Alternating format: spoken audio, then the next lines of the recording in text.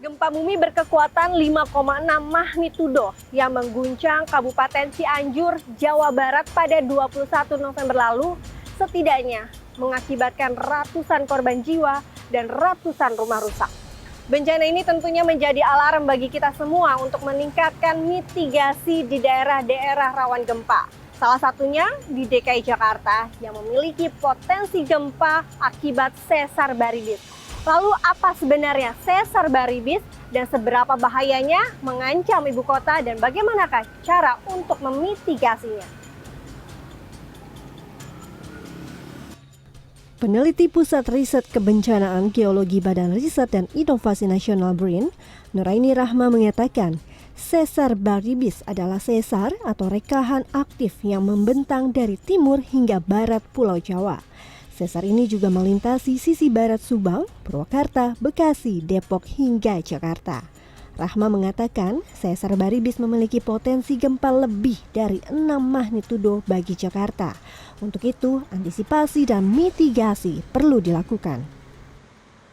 Jadi kalau seberapa bahaya sih sebenarnya kita juga masih sedang menghitung kembali berapa seismic hazard yang nanti bisa ditimbulkan dari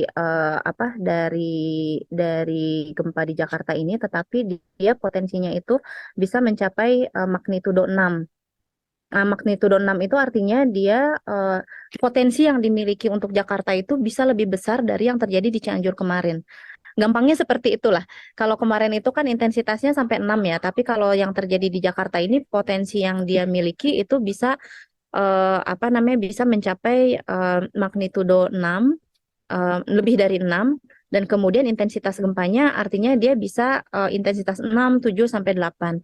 Nah, di Jakarta ini dia kondisinya juga agak khusus karena Jakarta itu dia tanahnya sangat lunak. Dia ada sedimen yang cukup tebal di Jakarta, jadi bisa jadi dia akan mengalami amplifikasi goncangan. Artinya goncangan yang terasa bisa jadi agak lebih kuat. Sejumlah masyarakat mengaku cukup khawatir akan potensi tersebut. Namun sejumlah antisipasi dilakukan seperti mengamankan dokumen penting hingga tanggap mencari tempat berlindung. Sebenarnya kalau gempa itu kita harus pertama kali adalah tenang, jangan panik. Kedua, terus kita tuh mencari perlindungan yang tempat sedekat mungkin. Antara di pilar yang besar kita berlindung atau enggak di meja-meja yang menurut kita kokoh.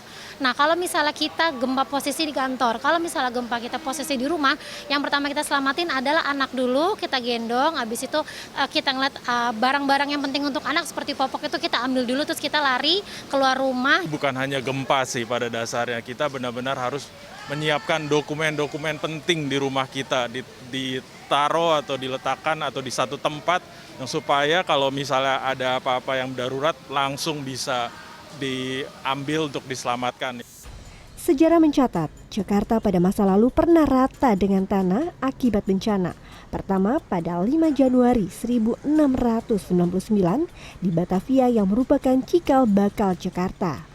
Kemudian pada 10 Oktober 1834 dan gempa 2009 dengan kekuatan 7,3 skala Richter. Rahma juga menyebutkan beberapa cara untuk menghadapi dan mengantisipasi dampak bencana gempa. Sebelum gempa sebaiknya kenali lingkungan, ketahui jalur evakuasi, perhatikan struktur dan kekuatan rumah. Simpan dokumen penting pada tas yang mudah dibawa. Dan ketika gempa terjadi, tetap tenang, bersembunyi di bawah meja.